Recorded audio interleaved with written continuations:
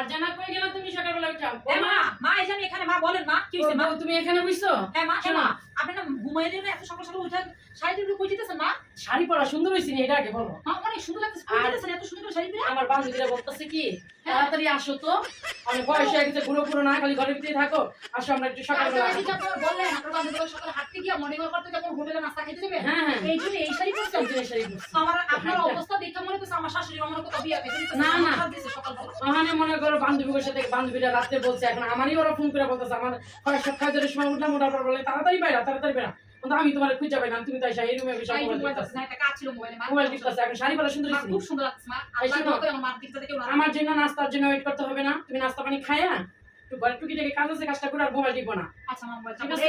আমি তো এই যে নবাবিতে একটু অর্ডার করে দিছি, তো কারণ বান্ধবীর সামনে তো আর আনা যাবে না, তোমার ঘরে তো কেউ নাই যেন নাস্তা একটা নিয়ে আসবো। না ঠিক আছে মা, আপনি আপনার বান্ধবীর সাথে সুন্দর করে যাবেন, আসেন যান, সমস্যা না। আর মোবাইল টিপো না, কাজ করো কিন্তু। আচ্ছা মোবাইল রেখে দিতেছি আমার জন্য রাখো না, আবার তুমিও নাস্তা খেয়ে ফেলো। আচ্ছা হ্যাঁ আমি সব কাম ঠিক আছে? সাবধানে যান মা। আর কেউ আসলে গেট খুলবা না, আচ্ছা আমি না আসা পর্যন্ত। আচ্ছা সমস্যা নেই মা। আচ্ছা ভালো থাকো। আচ্ছা মা সাবধানে যান। আল্লাহ হাফেজ। আল্লাহ হাফেজ।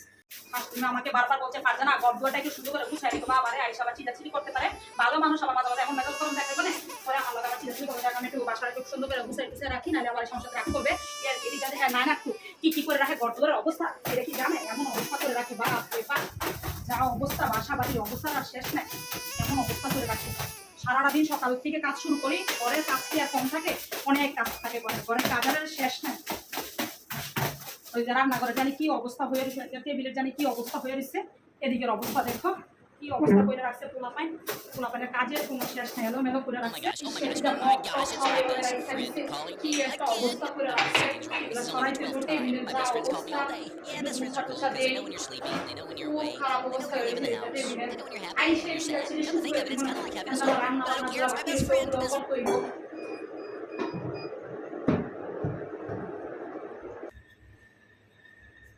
কি ব্যাপার ফারজানা? মা ও আপনি কখন আসেন মা?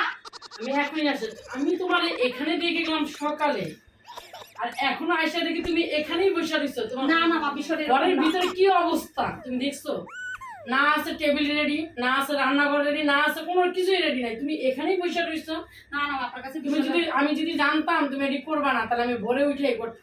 কেন তোমাদের মতন বউদের কোনো ই নাই, ভরসা পাই না। শাশুড়ির গেলেই হয়েছে মোবাইল স্টেট, মোবাইল চালাইবে, এই করবে ওই সেই করবে, ওর সাথে কথা তার সাথে কথা, বোনের সাথে কথা, মার সাথে কথা, সবার সাথে কথা বলা শুরু করে দাও।